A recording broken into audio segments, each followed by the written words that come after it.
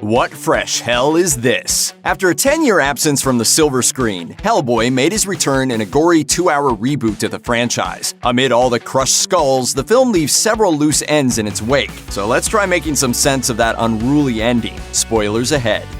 Hellboy's titular half-man, half-hellbeast is portrayed by Stranger Things' David Harbour, who fills the formidable shoes of Ron Perlman, the actor who starred in Guillermo del Toro's Hellboy films. The film grabs imagery from the original comic book series by Mike Mignola, cribbing plot points and characters from The Wild Hunt, among several others. Hellboy works for the Bureau of Paranormal Research and Defense, battling supernatural creepos alongside his adoptive father, Professor Trevor Broom, played by Deadwood's Ian McShane. Throughout the film, Hellboy is hot on the trail of a spiteful witch named Nimue the Blood Queen, portrayed by Mila Jovovich. In the flashback sequence that opens the film, Nimue is chopped to bits by none other than King Arthur, who rips her apart with his mighty sword Excalibur. Nimue's body parts are scattered throughout the land and remain buried for 1,500 years. Alas, she's eventually pieced back together by her willing supplicant, the humanoid warthog Gruagach. Now Hellboy must stop Nimue before she destroys humanity.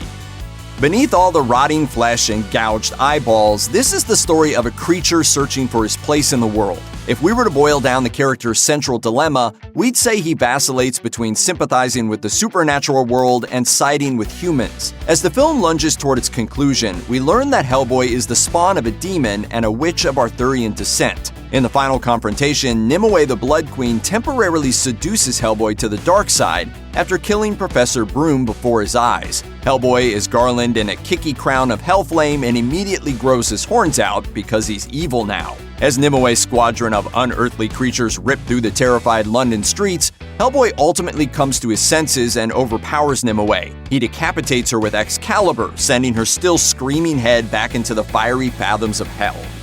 In the film's final set piece, Hellboy finds himself on a dangerous mission in Siberia with two trusty cohorts from the BPRD, scrappy spirit medium Alice Monaghan, played by Sasha Lane, and moody Ben Daimio, played by Daniel Day Kim. Ben is a down-low were-jaguar whose theoretically British accent also has a penchant for shape-shifting. After dispatching the members of a secret cabal called the Atlantis Society, the trio notice a large fish tank. Suddenly, webbed fingers poke out from the murky water and touch the glass surface. If you've ever read the comics or seen the Guillermo del Toro films, the name Abe Sapien will surely mean something to you. Although he may be half man and half amphibian, the character is entirely badass. Portrayed by Doug Jones in the del Toro films, Abe Sapien was once a man named Langdon Everett who dabbled in the occult and paid the ultimate price. He became a half man and half amphibian monstrosity. Those are Abe's webbed fingers clearly clamoring for a sequel. Remind me why I keep doing this?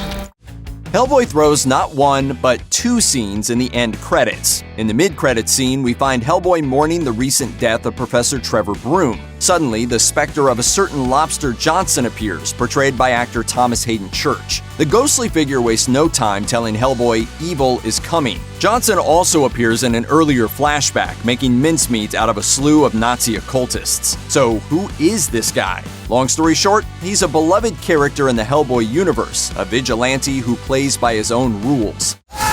Guten Tag. I love you, Lobster Johnson!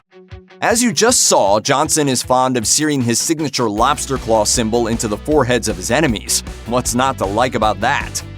During his quest to find Nimue the Blood Queen, Hellboy pays a visit to Baba Yaga, a haggard witch who exists in some far-off dimension.